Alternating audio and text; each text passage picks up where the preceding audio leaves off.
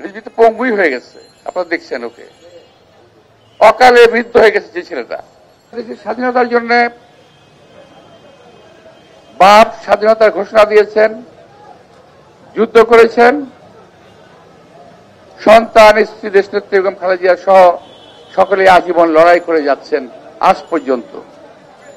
অনেকেই বড়াই করেন, দেশের স্বাধীনতা নিয়ে কথা বলেন। জিয়া রহমানের পরিবার সম্পর্কে তারা অবজ্ঞা প্রকাশ করতে চান। তাদের উদ্দেশ্যে বলতে চাই, এই পরিবারের ত্যাগ যদি জাতি ভুলে যায় তাহলে মনে হয় এটা বোধহয় ঠিক হবে না। এই জাতির প্রতি এবং এই পরিবারের প্রতি অন্যায় করা হবে।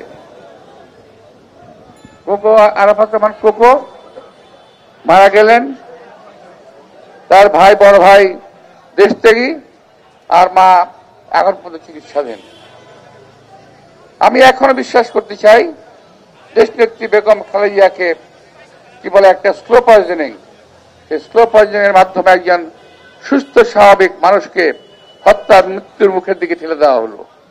অর্থাৎ আমি মনে করি দেশনেত্রী বেগম খালেদা জিয়াকে মৃত্যুর মুখে ঠেলে দেওয়ার অর্থ হল এই দেশের স্বাধীনতা, সার্বভৌমত্ব এবং গণতন্ত্রকে মৃত্যুর মুখে ঠেলে দেওয়া।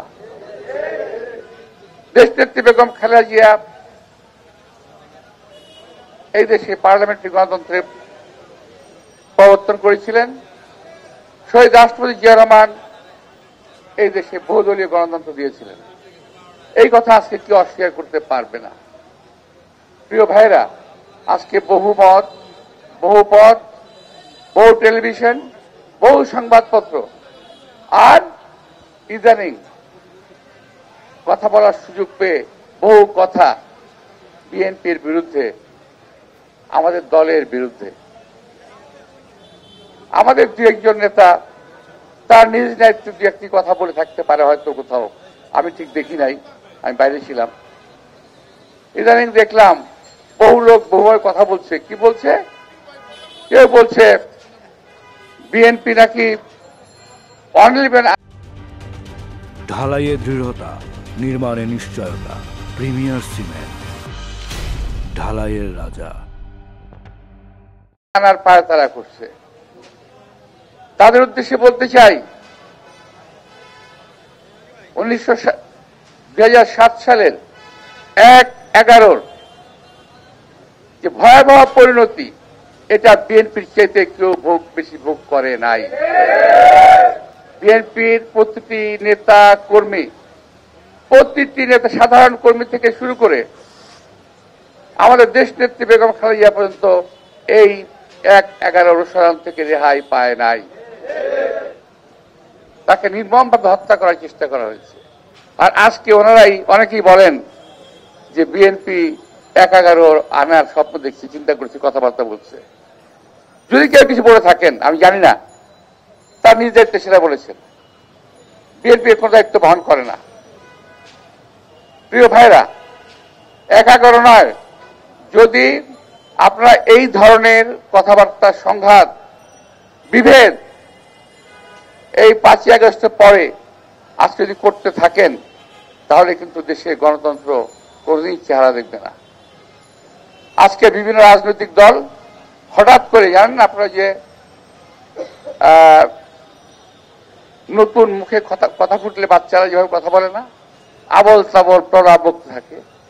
অনেক দল, অনেক ব্যক্তি যারা আছে কথাবার্তা বলছেন, এমনভাবে কথাবার্তা বলছেন যে আমি মাঝে মাঝে হঠাৎ সুযোগ হয় টেলিভিশনের সামনে দেখি ওরা কথাবার্তা বলেন, মনে হয় যে বিএনপি যেন আওয়ামী লীগের দোসর, বিএনপিকে আওয়ামী শিবিরের দিকে ঠেলে দেওয়ার চেষ্টা করা হচ্ছে। আর আমি পরিষ্কার ভাবে বলতে চাই, ভারতের দোসর আওয়ামী লীগ, তাদের দিকে যারা বিএনপিকে ঠেলে দিতে চায়, আমি বলবো আপনারা নিজের চেহারাটা আয়না দিয়ে দেখুন, নিজের অন্তরটাকে আয়না দিয়ে দেখুন। দেশবাসীকে আজকে ফাঁকি দেওয়ার চেষ্টা করবেন না। বিএনপি 17 বছর রাজপথে লড়াই করেছে। এখানে যারা আছেন, এই যে আমাদের যারা আছেন এখানে, আমাদের রিজভী সহ, রিজভী তো পঙ্গুই হয়ে গেছে, আপনারা দেখছেন ওকে, অকালে বৃদ্ধ হয়ে গেছে যে ছেলেটা। তো এবং আমার নিজের পরিবারের কথা যদি আমি বলি, আমার বিরুদ্ধে আমার জেল হয়েছে 11 বছর, আমার স্ত্রীর জেল হয়েছে 16 বছর, আমার ছোট ভাই 8 বছর জেল হয়েছে, 17 বছর প্রবাসী থেকে আজকে বাংলাদেশে ফেরত পেরেছে, আলহামদুলিল্লাহ।